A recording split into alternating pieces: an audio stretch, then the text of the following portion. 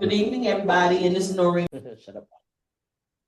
Good evening, everybody, and this is Noreen McClendon, and I am your facilitator and host for Free to Heal, where we are formerly incarcerated and loved ones, and we come together every week so that we can heal from the wounds that were inflicted upon all of us through mass incarceration. Also, at the end of the day, we're here to learn just to be better, healthier people. We all want to be healthier mentally and all of that, and so we're glad that you joined us today. We're glad to have everyone here. We've all checked in. And today I want to share my screen with you because let's see. Sharing. What? Here it is right here. Share. So can you guys on the computer see that? You can see it. So it says failure is never a person.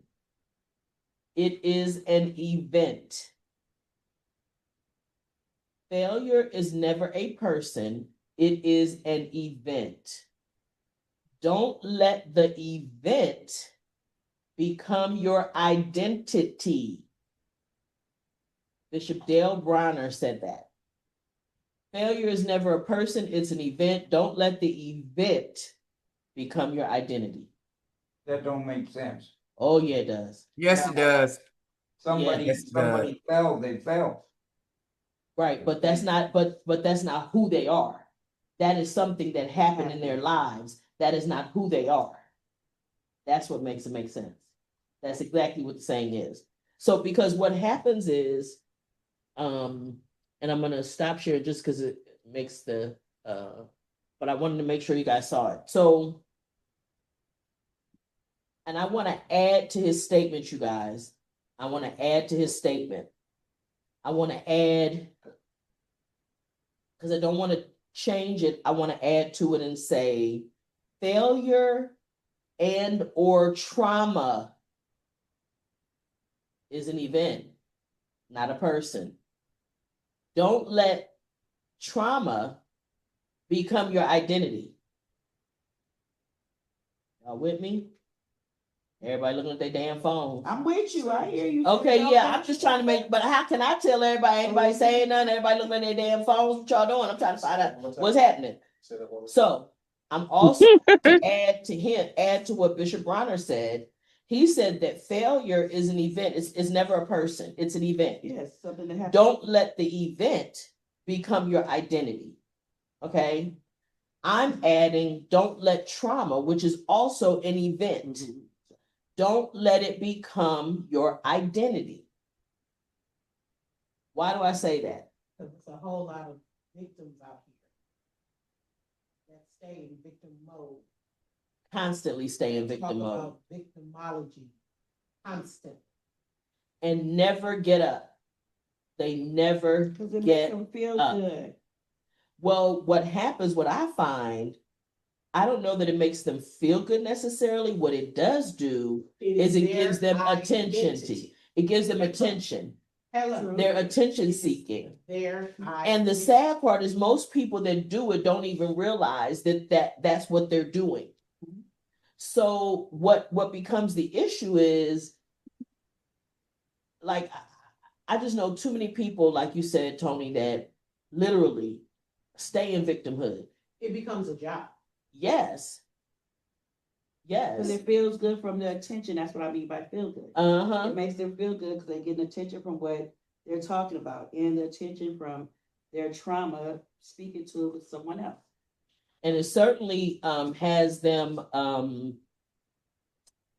what it does is, it also, while we're on the subject, gives them a reason or a justification for not performing. So what that means, they don't have to show up for nobody. Right. They don't have to be present for anybody. Not even themselves. Not even themselves. It gives them the power to fail. Gives them permission to fail. And an excuse to fail. When in reality, that shouldn't be a thing. So I just know too many people that have allowed their trauma to become who they are. And one of the reasons it's really relevant to this particular group is what I describe in Hurt People Highway, which is the identity crisis when you come home. Who am I now? Whoever went into prison is not who comes out of prison. Whoever is in prison is not applicable on the streets. They don't talk in terms of 602s and 115s and all that kind of stuff on the street. That's not language that we use. It's not the same process. So when people come home, now who am I? Who am I now? That becomes an issue. And everybody, I've never met anybody that didn't have to, at some level, if nothing else more than decide, figure out how to be all these years older, right? After a certain age, like somebody had a meme on, they were asking a question on Facebook, and it was like things that happen when you get older, whatever, that didn't happen before. And I was like, mine is the one that kills me the worst is being perfectly fine when I get to bed to go to sleep and wake up in the morning with new pains that I never had before. That's just some stuff that just happens.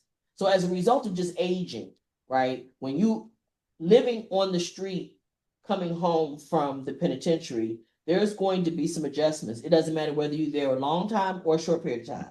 There's going to be an adjustment. Who are you now? You know, I don't know about a lot of them, but I felt safe in prison. Not that I was worried about. I mean, I knew I could take care of myself. In there, yeah. That was an environment you were familiar with because you spent so much time there. You know, it was a trip too, a couple of weeks ago. We had a new guy from Francisco Homes. He had done 51. I was like, wow, you know, you were the person, oh, well, probably other than Mr. Anderson, who had done 64. I thought you were the person I knew that did the most amount of time. But yeah, he had done. Yeah, but if you figure all from juvenile hall to the youth authority. Yeah. To, like, yeah. I went to prison in Alabama. Yeah. But that's also why you felt comfortable in prison. You knew the ropes in prison. Yes. You knew. I knew the rules. You knew the rules. You knew how to survive it. You knew how to stay out of trouble. You knew how to make your money in there. Whatever, you know what I'm saying? What all you had to do, you knew how to survive that. But coming home, especially for people though who have done a long period of time, so much has changed so quickly. So now they don't know. Now you got to figure out who you are. And the one thing again, because of the dealing with this particular group of people, one of the things I noticed over years of dealing with people who have been incarcerated is this sense of, I'm so glad to be out. I'm really so glad to be out. I don't want to make no waves. I don't want none of that stuff. I'm just glad to be out.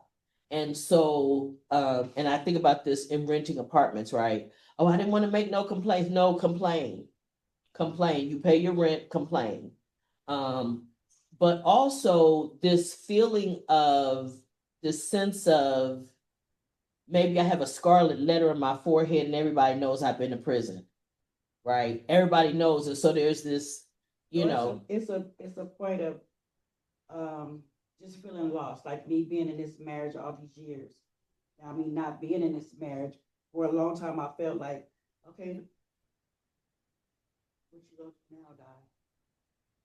How you gonna live your life now? How would you present or speak of yourself now? Because at first it was always high. Like, oh, I know you're Shanti. So now I can't do that. I'm not Shanti. My name is Diane. How are you? We're not gonna add that. You have to change your language.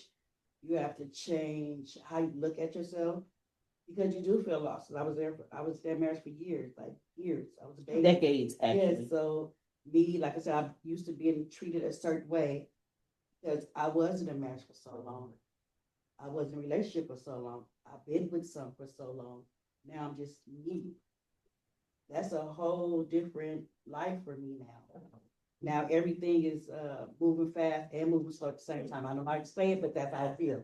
And it's crazy because I understand what like, you mean. Like, okay, hold on, wait. Okay, no. So I taught my grandson, because he was there, I taught him a song. He's like, well, Mimi, I said, let me teach you a song, kitchen closed, kitchen clean. We don't do no cooking in here. Okay? But that's just me being me now. Now it's just me. Not died, husband, kids. No, it's just died being with died. You feel a little like a little lost, fish out of water. Yeah, like, okay, wait a minute, okay. Okay, like now when I leave and go home, I don't have to do nothing but be Princess. Do you date now? No. That's my choice. Yeah, but I'm saying it's a choice, because everything you do is going to be a choice now, because everything is different. At first, I had a choice. Am I going to stay in this marriage? Am I going to put up with this nigga shit? Or, you know what I'm saying? But now I don't have to make all them harsh, because everything was a harsh choice at first. I was not just thinking about me. I'm always thinking about somebody else, which I said today to Roberta, I'm getting better with the, I ain't going to be able to do it. It took me a long time to get there. I got a phone call, hey, can you go get my kids? The only other time I'm like, yeah, I got you. Wait, hold on here. But I called back, hey, baby, I ain't gonna be able to do it. I was always the one that's always able to do it, because I can. But now I just think about me. No, I didn't feel like it. And that's a brand, huh? Yeah. Yeah, I just ain't okay, and it's first name next. Okay. It feels different for me. Okay. It's a little crazy, but it's all right. And it's still happening. Yeah, I ain't gonna be able to do it. It's my favorite word. And my word is not. Yeah, because what happens is again, trying to decide who we are, and the concern I have for people who they become so concerned with the fact that they've been to the pen and that they've been incarcerated that they become afraid. It paralyzes them. You know, and they don't want to move. The weirdest thing, when I got out, I thought half of these some bitches was on crack. Cause I hear them talking and talking and talking, and I don't see no phone, and I be saying, "Who are they talking to? They crazy bitch." And they had earpieces. Yeah. Again, just that one little thing, right? You don't even expect that, but that's that one little thing where you see something that's so different. But the concept of thinking of everything about yourself through the prism of I've been to prison. If you filter everything through that, yeah, I could do that, but I've been incarcerated. I would do that, but I've been incarcerated. That means that you have allowed something that happened to become your identity, and that will paralyze you, and it will cause you not to pursue things that you could or should. Yeah, but you know, like when I was in prison, I ain't trying to be smart ass or anything. I'd stick a dude in a heartbeat because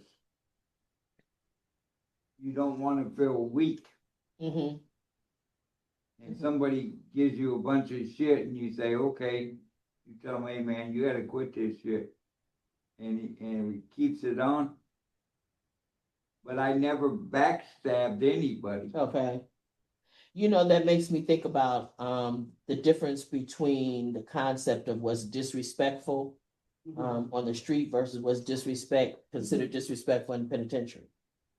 They are two different things. They're at two different levels. And because of the need to portray a particular identity in prison, right? You had to have a particular facade to survive that all of those years, right? Yep. You had to behave a particular way. So, but then when you come home, who is that? Do I still need to do that? And more likely than not, no, but a lot of people carry it. You want to say something? Yeah, I would say it definitely is a sense of PTSD from the experience. And I think a lot of it ends up, the underlying issue is fear of potentially going back, right? And so I do think for me, as I self-diagnose my own perspective, I know I still have all the same gifts and I am the person that went in. But the difference is understanding all the things that you lose and the fear of losing those things again that changes how I choose to move, people I choose to talk to, rooms I'm in. It changes a lot of things. Not the fear of the people that were in there. That shit didn't matter.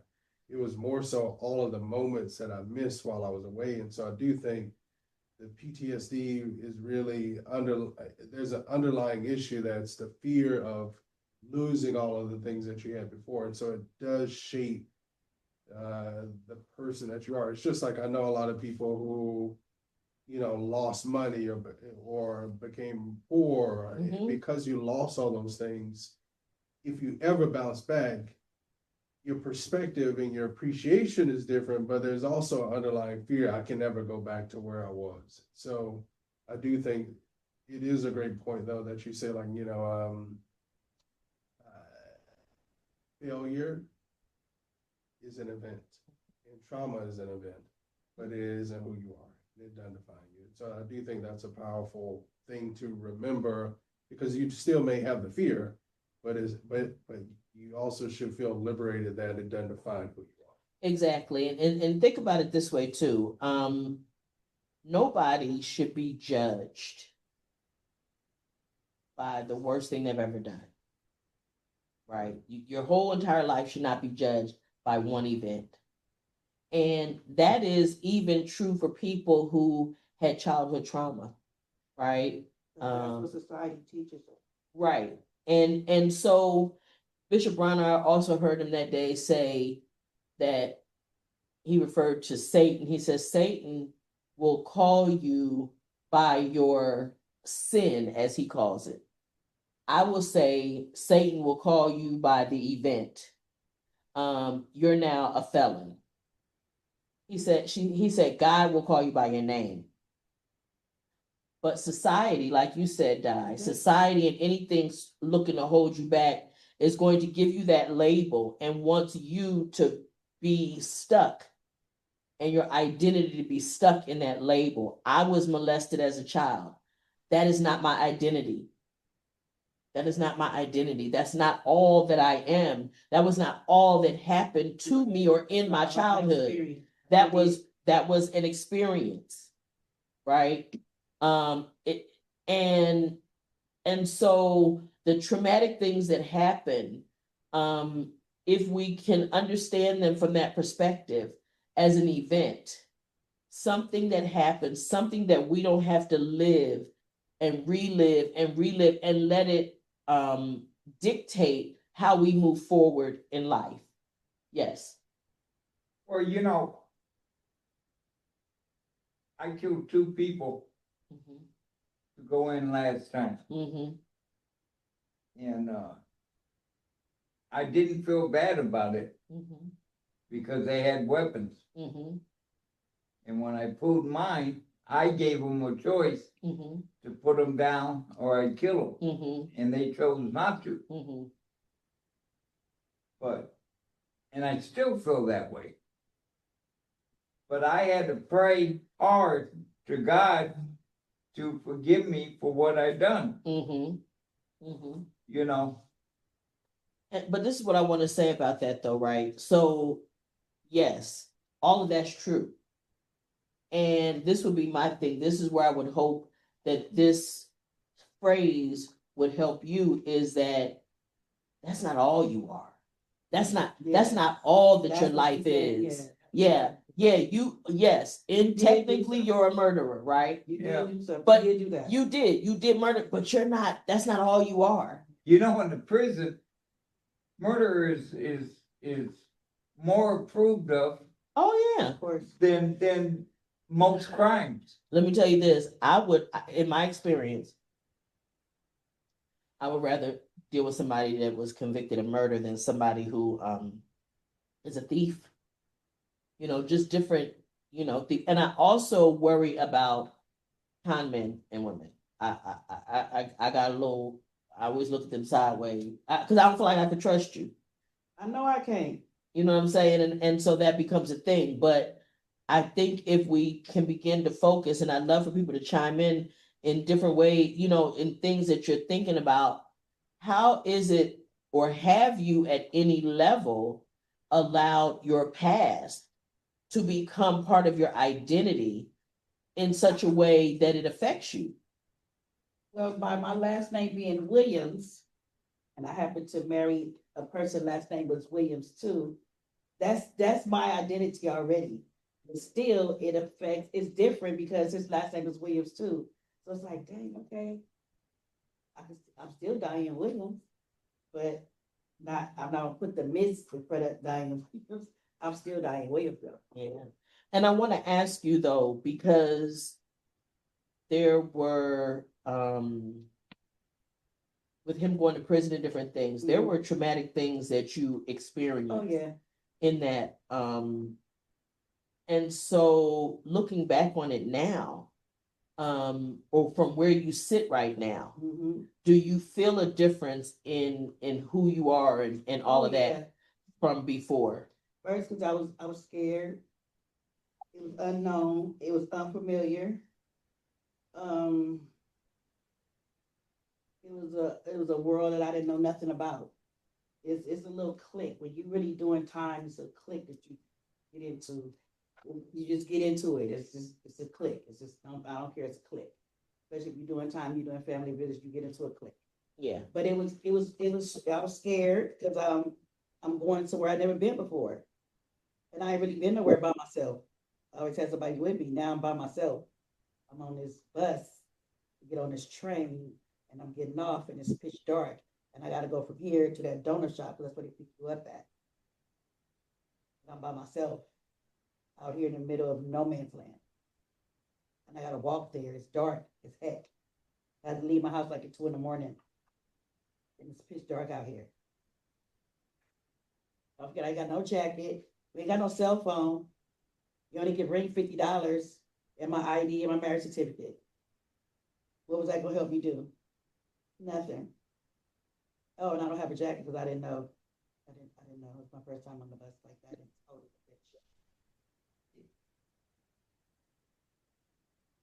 And dealing with all those things, I love to tell the story about when Scooby went to jail. And you had me on the phone, and I promise you, the only regret I have is that I didn't have it on recording.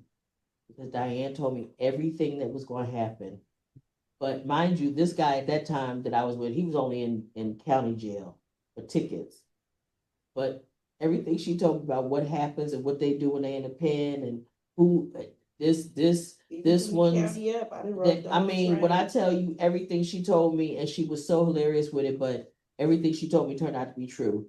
Like things like, oh, well, he gonna call you and so girl want to come up the same day, and cause she ride with you, but then she done left her ID at home, she late, and she ain't got no gas money, and they want, okay, all these different things. And baby, when I tell you, I was hysterical laughing, but it was a real thing. It's the truth. And that guy at that time, he didn't go to the pen. He was only downtown for a couple weeks. Then I got involved with somebody who was in the pen, and he didn't ask me to bring people, but it just so happened that Marlon knew somebody who was in that same facility and didn't want me going by myself.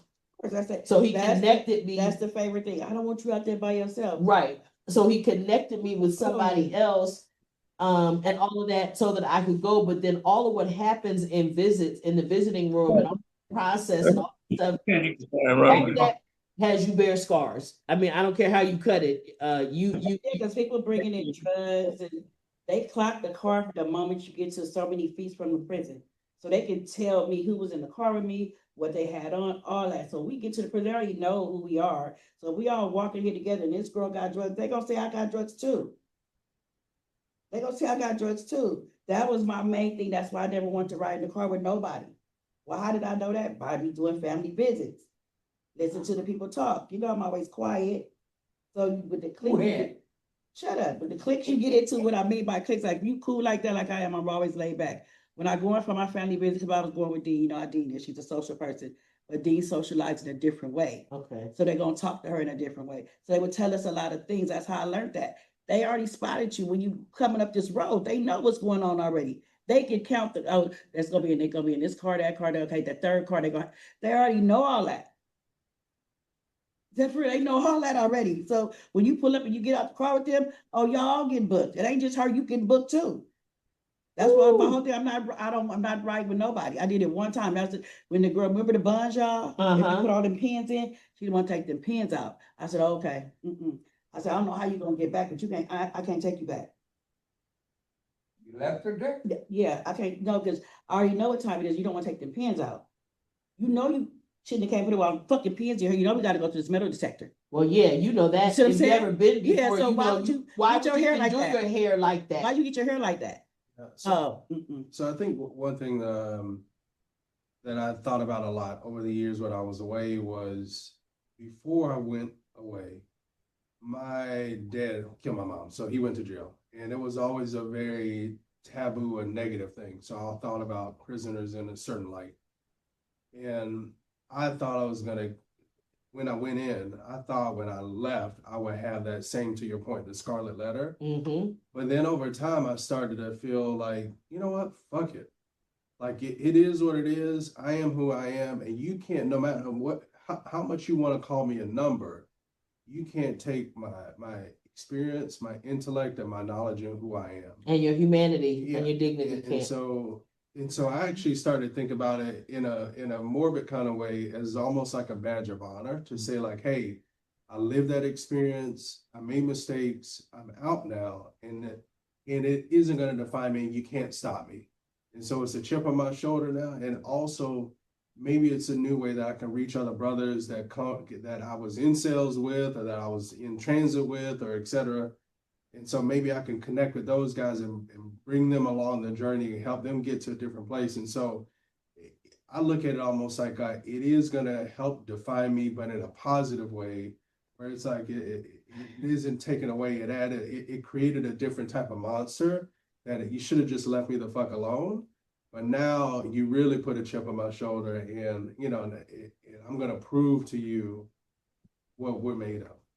And it's something, because I want to go back to fear, but also the idea that they tried to take your identity. That is literally that is the purpose of giving you a number. Exactly. And wanting you to recite your number. They don't care about your name. They want you to recite your number. That is all intended to remove your humanity. It is all intended to make you feel less than. And that's why every time I call your prison, identity. They ask when I'm speaking about my son, I always say his name first. His name is Deion Dwayne Williams. His birthday is 9/20/82. Okay. I've never said CDC number first. Never. Okay. Then they say, what's it? Oh, okay. They already know it's CDC number anyway, but I say his name. And they be like, oh, I know who that is. Okay, thank you. I never say his CDC number. But it's so important, it's so important to remember your identity, and that we as individuals get to choose our identity. It's one of the things you guys probably heard me say here multiple times. When you come out of the penitentiary, it is an opportunity to reinvent yourself. All over again. You can now decide who you want to be now. You could decide what you want to do now. You don't have to stick to the script of what they said. Right, what they said or anybody else said, or even who you were before you went in. What you were at first. Right? You get to now decide that you want to be, and you can be something different. And remember that, again, you get to choose your identity. Nobody gets to decide that for you but you. It's one of the reasons why I love the 4 agreements, because when Don Miguel Ruiz talks about being impeccable with your word, he talks about not just that if I commit to you, I'm going to do something, but be impeccable about what you tell yourself about yourself. And so as a result, like he said, if this is one of my other favorite stories to illustrate this point, right?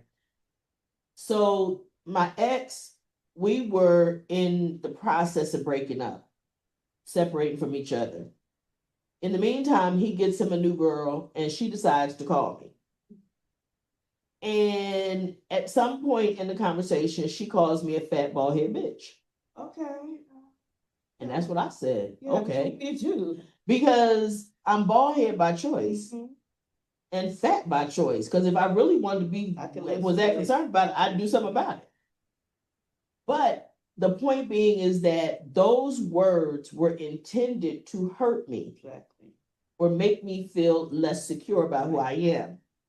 The only way that has the ability to do that is if I, somewhere inside of me, deep inside, agree, and furthermore agree that that's a problem, or agree that somehow it makes me less than because I'm fat and bald headed, right? How the fuck are you bald headed? Well, that's what she said, Pike. You ain't bald headed. She said, now, of course, I didn't even have this it was all like this, but I still wasn't bald. You're bald. I wasn't bald. But again, for her, especially, and just so you know, culturally, Black women call somebody a bald head bitch, that's a rough thing, right? Yes. That, you know, because that was always an issue. But listen, I didn't care. When I was a kid, it would have hurt my feelings.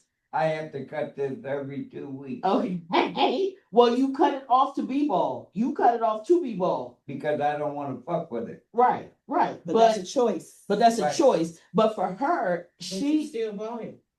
Okay. Yeah. And that's true, Tony. And that's true. And that's a fact. And that's true, Tony. And that's a fact. And so at the end of the day, the only way that it can hurt you is if somewhere along the way you secretly agree, you feel like that with the critique. Yeah. If you feel less than because you bald headed or got short hair or whatever, or you feel less than because you got a fat stomach, then somebody can hurt your feelings. You give it power, Tony. Thank you. Not doing that.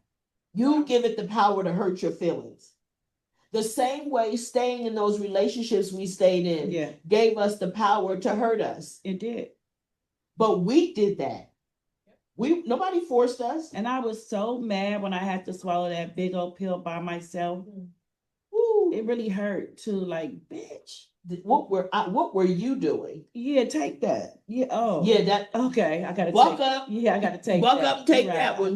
Go and take that one on the chin. Yeah, I got it. You had to eat that one because that was you. Yes, you stayed, Noreen. Yes, wasn't nobody else but you. But buck up, Noreen. Take it on the chin. But I do think one thing. Better find that do better choice.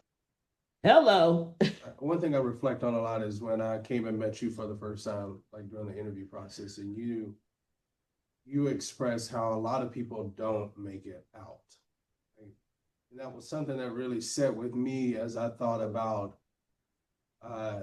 survival. And, you know, my mom was a breast cancer survivor before she was killed, but I do think how she used to carry being a survivor, breast cancer survivor, was very something that she carried with pride. And I thought to myself, how can I embody that to say we've all, one way or another, have been through very traumatic experiences, but we came out, we survived it, and we came out on the other end. And so how can I carry that sense of pride to say, hey, I made mistakes in the past, but I survived it. So I'm whatever you want to call it. And so I do think that, you know, one thing that we all used to say when we were locked up, don't let the time do you, you do the time, right? Right, correct. So I just told one of my old cellies who I was in county for a year before I got sentenced to the feds. And I was just talking to him today, and I said, you know, don't let life do you, you do life. And so let's make this shit happen. And so like, I do think, how do we start to think about our own selves in a more prideful way to say we survived and let's come out swinging? It's perspective. Yep. It literally is just a shift in perspective, right? Because yes, whatever time you did was taken, you don't get that time back. Can't run it back. You can't get that back. But as opposed to coming out and always only focusing on the fact of what time you lost, what you now can no longer do because you was incarcerated, the list, and the list is long. Let's be clear. I am not saying to anybody. I realize you have a right to go a little further. Right. You want to do better. Exactly. But what we have to do is give ourselves permission, as opposed to permission to fail, Tony, give ourselves permission to succeed. And that comes from our perspective on ourselves, on our view of our identity. Do I identify as an ex-con, or do I identify as a person who survived incarceration? And to some people, it may not sound like a big difference, but it is. Because one is breathing life, the other one is keeping you in bondage to a mistake or an event. And look, okay, yeah, so the event lasted 38 years. Okay. It did. The event lasted 24. Okay. And it did. Right? It did. It did. But it was still an event. It was still an event. There was a life before that, and there is a life after it, as long as you allow yourself to have it. You got to allow yourself, give yourself the permission to have this new life outside of the penitentiary, a new identity. Be who you are. You are not tied forever to that number. You have an identity, you have a humanity, you have a dignity, you have skills, you have people that love you, people that care for you, and you have a right to move forward. Yes, ma'am. So I would like to say publicly to you once again, thank you. Because I was tied to that life. And when you told me that day, why you keep bringing up them damn TVs? You want me to buy you a TV? It hurt my feelings because I was like, she's not listening to me like Cheryl was to me that day. And I was like, no, it ain't about the TV, just my stuff. And you kept saying, why you keep bringing up them damn TV? Because I was tied, but I was still tied to that life still. Yeah. I was still, my identity still was that. That was Diane Denise Williams being married. I was Diane Denise Williams being a single woman. Wait, you was Diane Denise Williams. You wasn't Diane Denise Williams, right? Yeah. Because I love to refer to her as Diane Denise Williams. Yeah, Williams now. Because she's a Williams and she married Williams. So Diane, you was no longer Diane Denise Williams. You was just Diane Denise Williams. But let me tell y'all the funny part of the story, right? So this was the thing, like, and I didn't even realize that I apparently was gruff with her about this. She was. But she kept, this was the thing. Okay, you telling me you need to get out of this situation. I'm listening to you, and I know you need to get out of this situation. But I'm telling you all the things I need, and you. Okay, and she kept saying about these damn TVs. And Monica, the TVs, she knew the man was going to have a fit about the damn TVs. I was mad at him. She knew, but she got a thing about her stuff. Mm-hmm, that's my stuff. Just know that her stuff, she always have. As long as I've known her, don't mess with her stuff. Don't touch my stuff. Okay, don't touch her stuff. So but that's my stuff. Okay, you want something that I personally can sit right here, and I'll have another one for you by the end of the day. She said it just like that. I was like, huh? And stick you to be stuck with this motherfucker? Really? I was like, huh? You want me just to buy you a damn TV? Come on, man. What size? What are we talking here? I was like, okay. Are we going to freedom? See, that was my Harriet Tubman showing up, Monica. That was my Harriet Tubman moment. Yeah. Hey, wait, y'all. This is my Harriet Tubman moment. Yeah. Listen. This is what I told you. We out here. We on the Underground Railroad, and she whining about a damn TV. I'm gonna shoot her and leave her out here with them damn TV. This train is moving to freedom from trauma and narcissism and a whole bunch of other stuff. That's where we going right now. We're leaving. And you on this train or what? You get in the car or no? I was like, what? I guess I'm getting in the car. But and mind you, I was driving because I left at 4 a.m. I left everything. Okay. And I left the entire apartment. I left everything. Okay. I didn't take nothing. Baby, but I didn't even know that I was gruff, y'all. Be honest with y'all. But it was screaming at me. Why she keep talking like a damn TV? Listen, this is the thing. I'm looking on my wall at a 70-inch TV for $700. Are you kidding me? Are we going to not get free? Yes. For $700? You had everything. And I'm like, what are we doing? I got big screens now, though. You sure do, and peace, which is more valuable than any one of the televisions. If you put them all together, they wouldn't hold a candle to it. But it's not my Right? life is nice. And let me say this publicly: you're welcome. Thank you. You're welcome. You know, but it's funny because sometimes you don't know Did you buy her the impact. I didn't know. She wound up buying her own. But she finally let go of the concept that she had to have that TV, those TVs. Those was my TV. He gave her the empowerment to leave the TVs behind. Yes. Everything else. Everything else was her piece. Yes. I was leading her to peace, and she was worried about some damn TVs. I was. And and she left that and went to peace, and now Now she got TVs and peace. Yes. High five. Yeah, how about that? TVs How and about that? peace. You know what I'm saying, Monica? Let's go. Come on, man. We got to move forward. We can't come over here. We can't stay stuck. Go ahead, B. But it is credit to you because some people don't leave because of the TV. Mm-hmm. Or some people don't leave because of the dog or because of the kids. Fill in the blank.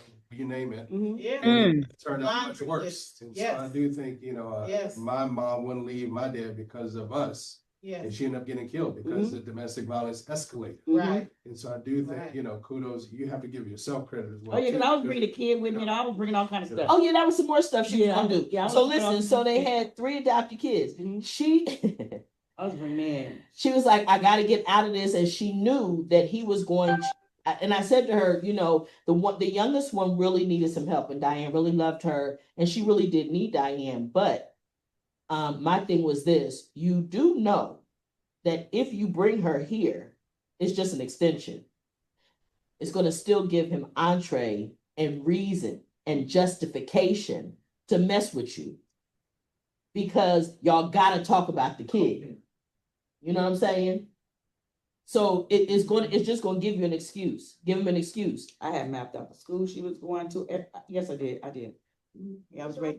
Yeah, I had mapped it all out, how everything was. And you know what's crazy too is with the little girl, I felt bad because she's the little girl's a sweetheart, right? And I know that, it wasn't gonna be all gravy for her, when she wasn't there to moderate and everything. But at the same time, again, this train is going somewhere. That part of your life, you gotta leave it behind. Just like the traumas, right? We gotta leave. Listen, it's okay to acknowledge them. Nobody's saying don't acknowledge the trauma that your father killing your mother had. Nobody's saying that. But that can't be your entire life. Like you're stuck. However, how old were you, B? 10. You can't stay 10 forever. At some point, you got to be a grown man. You got kids of your own. Sure. I do think there's a quote from a guy named Winston Churchill that says, history will be kind to me, or I intend to write it. I intend to write it. I intend to write it. So I'll say it again, history will be kind to me, or I intend to write it. And it's such a powerful quote because I think it empowers you to say, what do you want history to tell about you? Right. No matter what trauma you went through, no matter what experiences you have, what do you want people to say about you in the future? He went away, but he came back and he did a lot of great things. Right. I got the license. I did this. I did that. You have an opportunity to define what that is. No matter what the trauma was, no matter what the experiences you face. You keep writing the story, Miss Monica. And you can control it. Miss Monica, you wanted to say something? I see your hand up. Yeah, I just wanted to say it feels like the topic is revolving around letting go of things, letting go of emotions. I heard once, I believe it was Maya Angelou that said that a lot of times we hold on to our trauma because it's comfortable for us. It's familiar to us and we don't want to let it go. Because that feeling we're familiar with it, but that's what I feel. I feel like the topic is just evolving around letting things go, especially those things that cause you to be emotional and that's close to your heart, that have brought you some sort of pain, some sort of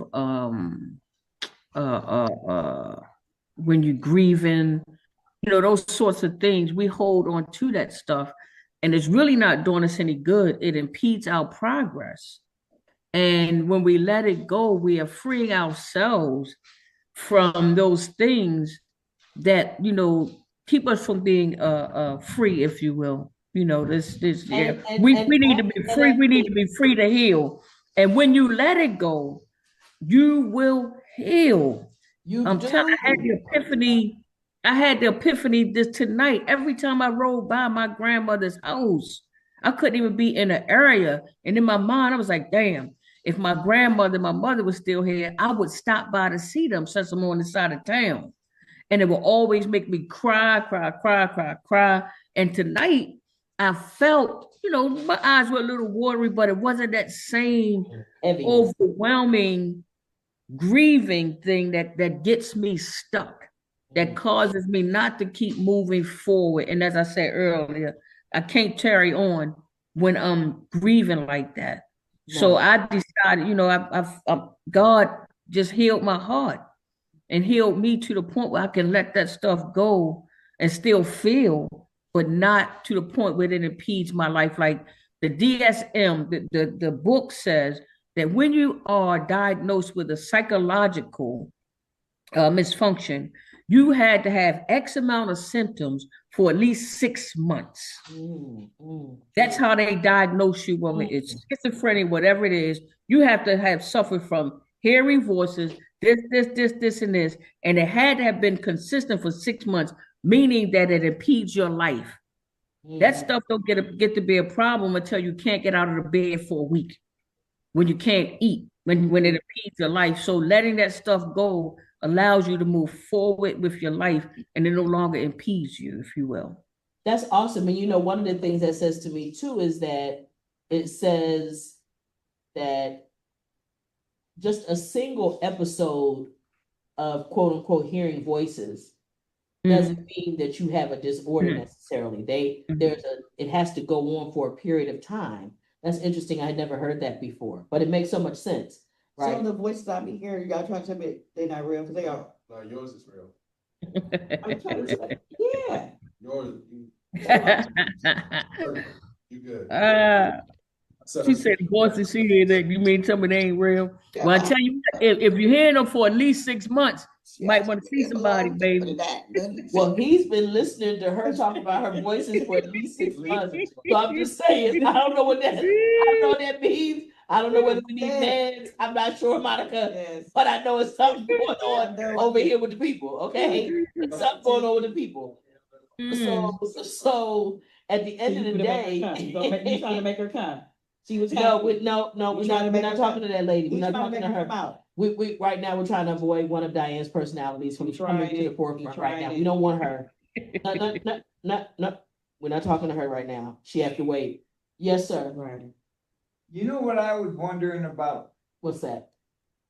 I think about my mom a lot, but I don't think about my dad. And I love them both, but Dad never, in my mind, comes in the picture. Is there a reason for that? You had a relationship with who? Your mom. Or that's why you think about your mom the way you do. Your mom was like more like a savior to you. Anybody was a savior or a comfort zone, stuff like that's what you're gonna miss the most when they're not around. Yeah. And you had a contentious relationship with your dad. Yeah. And you didn't like the way that he treated your mom. Yeah, and so you had animosity and all of those things. So it makes sense that you're gonna think about you would think about your mom more. And like you said, it's not that you don't love your dad. Yeah, well, I was mama's baby boy. Okay, well, because she only had one son. Baby. Yeah, and you were the baby, and you were the only boy, period, right? From your mom. No. Oh, okay. She had an older son. Oh, okay. Okay. But like I said, I think about mama all the time. And I think too, your mom was probably one of your teachers. I'm talking about just in dealing in life and things like that. She was, a teacher, the first person to really pour into you. But you know what? I'm an asshole. Because I was in jail all the time. He said that. Uh-huh. And I never thought about it. My mom told me one time, at least I know where you're at. But I feel bad that I didn't do things for mom because I wasn't able, because I was in jail. But she never turned her back on me. And that's, again, she was the comfort. She was comfort. That's why. She was comfort. She was support system. She was all of those things that you needed, right? Where your dad may not have been. Did you ever talk to him while you were incarcerated? No. No. That's why. Yeah, so there you have it. Oh, And when you consider that you spent the majority of your life incarcerated and you didn't talk to him during that time, he wasn't that much of a factor No, I was just waiting till I got big enough to whoop his ass. for beating up your Okay, mama. well, that's Yeah. Well, what's so much about beating up my mama? He was a prick. Mm-hmm. He was a bully. He was a big man. And when I finally got old enough to whoop his ass, and I was going to, and guess who stopped me? Mama. Mm-hmm. Mm-hmm. Mama. Mama said, no, son. No, son. Besides which, she had beat him with that liquor bottle on that bed that day when she got hers in. She got hers in. But I wanna go, I'm gonna do this in reverse right this time. I wanna start in the room. Final comments, comments, talk to me. You first, Pike. I enjoy the meeting. Wonderful. I always enjoy these meetings. Awesome. Glad to have you. Miss Roberta, any final comments from you? because you would sleep half of the time. Oh, didn't I ask you that? I felt And I just want to so they can hear you, because nobody asked her that, did they? She was on the phone half of the time. Uh-huh. Yeah. Miss Roberta, That's your final thought? if they would let you speak. So, yeah, I like the part about when you said, reinventing yourself. That I really like. Yeah, awesome. Nice. I think it's just such a powerful point. You know, I like the way you worded it. But at the end of the day, it nets out in, don't let any of this shit that we've gone through define us. That's correct. So, you know, because you still have the power. That's what Tony said. Like, we still have the power to do that for ourselves. The world can say whatever they want to say. They can look at us however they want to look at us, but that doesn't mean that we have to agree to that. Yeah. And I think that's one thing that, you know, I lost a bit of myself all the way. Mm-hmm. But I do think the more I spend time with my kids, I realize that I can't let this shit debilitate me. And I have to figure out a way to figure it out. I can't let it define me because my kids are counting on me to be better. And so for that, I'm willing to fight for it. How old are your kids? 8 and 6. And what you got to do is you got to figure out a way to let the bullshit go, Yep. right? In other words, let it go, that you don't focus so much on it, you know, and, you know, thankfully you're 45 days away from being done, right? And it's like, you did all of this time, you got to this point, and it doesn't define who you are. You know what I'm saying? It just doesn't define you. Can you come up here, Tony, so we can hear you? Well, I would close the meeting out with saying you do have the power to make the choice for yourself. Thank you. Thank you. Miss Cooper, any final comments from you tonight, my dear? Final comments is again, I'm grateful to be here, and I'm just grateful to our Lord that each time I come in every day, I'm learning something more. And I'm growing more, because until this brain shut down, you're always learning. But I'm just grateful to be able to say I'm learning how to be free. And I'm learning how to be free by just simply letting go. And not only that, but I realized that it's an intentional thing that I have to do every day, because there's always this self-talk, there's always this doubt that can come in your head. And then I'll be right back into the same thinking pattern and the same stuff that I was doing. So not only have I learned, I'm also willing and prepared to work. And the work means that I wake up with intentionality to recognize that when that thing is coming, that I know how to free myself. Now I know that I'm free, so I don't have to go through that or let that self-talk or allow myself to get right back in that same space. So I'm willing to work. I'm willing to do the work to be free and to stay free. You are so awesome. You are so awesome. And what's really important about what you said, Monica, is that once you get free, stay free. So in other words, don't put down one form of bondage and pick up another one. That's the bad part. Right. Or put down, get out of one bad relationship and jump right into another bad. right? Mhm. But we have the power to decide what that is.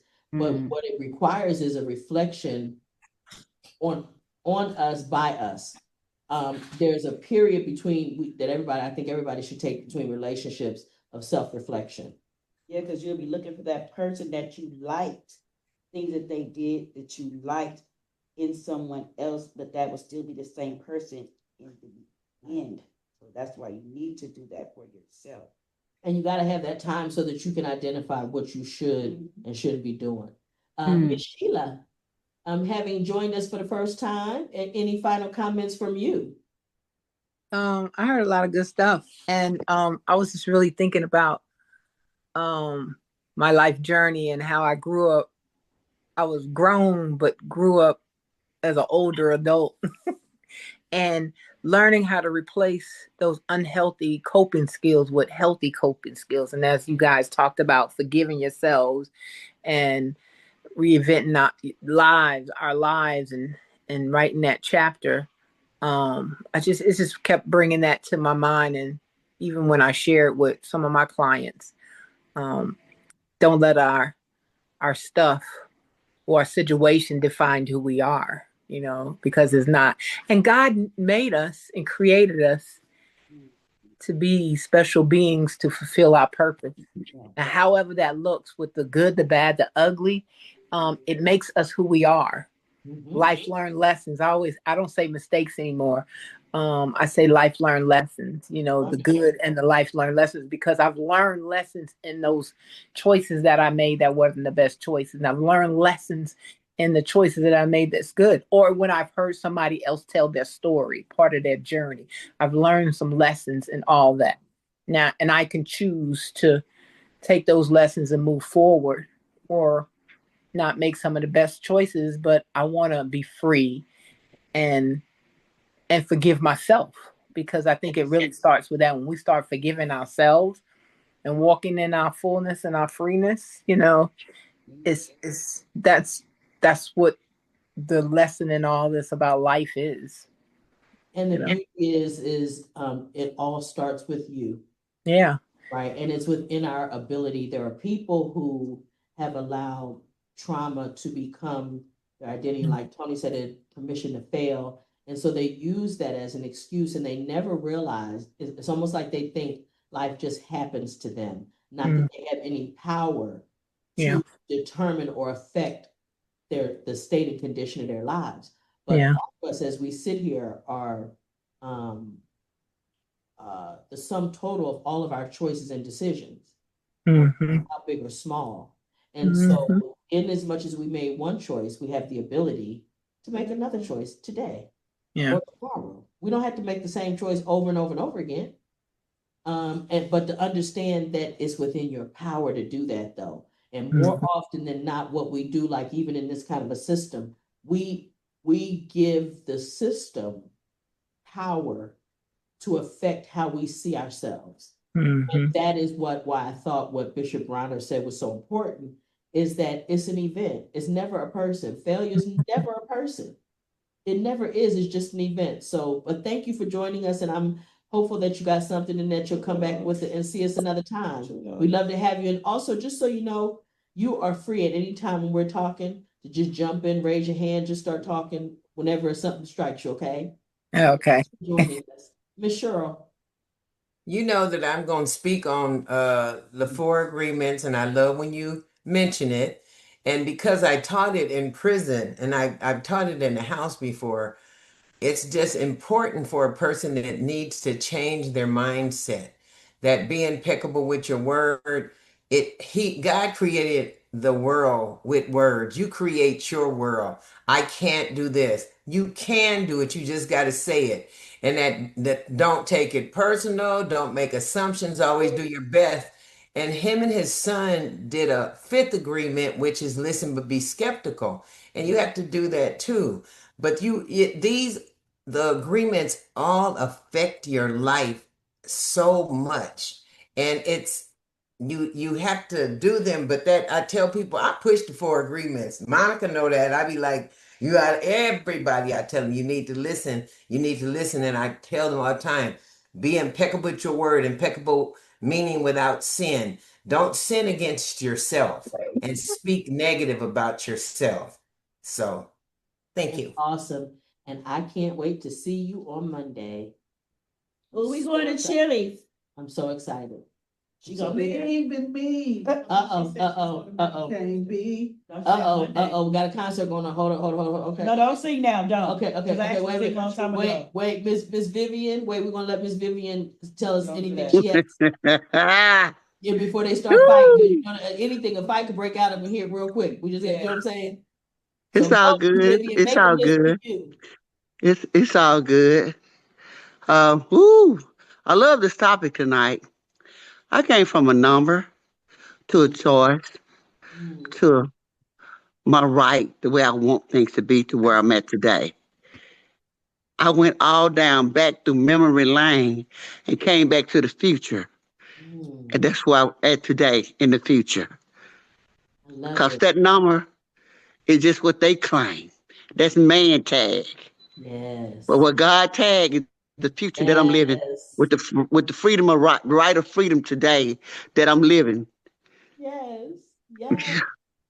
You're all Miss Vivian. You are all that. I love that. Yeah. Thank you. I hope somebody can benefit from that. Thank you. Survival. And only the strong can survive. Miss Beverly, can you save us? That's what the strong survive with the right choice. Okay. Go ahead, Miss Beverly. Yeah. It's always good. I love being on here because even though I always say I wish that I could have had this at first, because I remember one time somebody called me institutionalized. That just knocked me out. I was so hurt by that. And I carried that a long time. And it took me a while to get over it. But if I heard what I heard tonight, I would have got over it a long time ago. Not faster, wouldn't you? Because you'd realize unless I agree, it don't have the power to hurt me. And it don't be true just because they said it. Right. But I enjoy you guys. I like hearing all the feedback, and it's really helpful to me. And I appreciate you guys. That's wonderful. Miss Estrada. Hello, everyone. I'm doing my evening walk. I'm very stressed out, but I want to say thank you all for sharing your story today. Ms. Beverly, I'm still institutionalized. I am in a country where I didn't grow up and I can't be with my dad by his bedside right now, but I'm making medical decisions from another country because no one else will step up. And I was angry and hurt. But listening to you all, I'm not going to identify with the wounded person that is here and can't be with my dad. I'm just going to be able to just be there for him as much as I can. Thank you all. I've been here 23 years and I still call LA my house, my home. I'm sorry. No, it's not, no need. I'm grateful. I'm grateful that we can provide any form of relief and give you a different way to look at the situation that puts you in a better mood. I wanted to drink. I wanted a drink. I said no, go out there and walk. I've been listening to worship music every morning. I don't want to drink because that's not going to solve anything. Yeah, because when you finish with the drink, it's still going to be the same situation. He's still going to be in the same situation. You know? And I will say this too. I mean, I know I've given you my phone number before, but just call anytime, baby. It don't matter time of day or night. If you just need to scream in the middle of the night, call me. Call me, baby, because it is, grieving parents is tough. And your dad, it's ongoing and you're right in the heat of it. So it is very, very trying. And the fact that you can't be where you would want to be in this situation at this time makes it even more difficult. But focus on those things you can control and those things that uplift you as opposed to those things that bring you down. Thank you. I think I would just say, in terms of the word institutionalized, I do think people misunderstand that sometimes. To me, institutionalized means you adapted to a new environment, and it's based off of survival for an extended period of time. And so to me, whenever I heard people say that to other people, I gave them credit to say, you survived and you adapted. Yes. But no different than you can become institutionalized or you can adapt to that environment, you can adapt to this environment again. Now you get to readapt. Now you get to adapt And again. And that is the beauty. That's why I always say when you come out of the institutions, you get to reinvent yourself. And that's what, and all of these things are within your power to do for you, for yourself. So I just want to say, I'm grateful that everybody was able to join us tonight. I always love it when you guys do talking and you guys share, because I learn a lot from you all as well as you guys learning from me. And so I look forward to us. Oh, Miss Cheryl, I see your hand up. Carlos. Is he here? Oh, I'm sorry. He's been here. Oh, okay. I didn't see. Oh, where did he go? His phone keeps dropping. Okay. Can you hear us, Carlos? I did see his name pop up earlier. He's been on for a long time on it, and I think his phone keeps dropping. All right, well, okay, so anyway, we haven't been able to get Carlos to give us his feedback, but we're glad that he was able to join us this evening. And we will see you all next time. Check us out on YouTube, Free to Heal LA on YouTube. Check out all the videos. Leave us comments. If there's any topics you want us to discuss, please let us know. But we're on all social media sites, and we look forward to having you guys and be with you guys again next week, okay? Yep. Good night. Good night. Everybody have a good Have night. a blessed week. Good night. Thank you. All right. See you later. Have a All blessed right. week. Bye, You everyone. too. Good night, Bye, Cheryl. everyone. Night.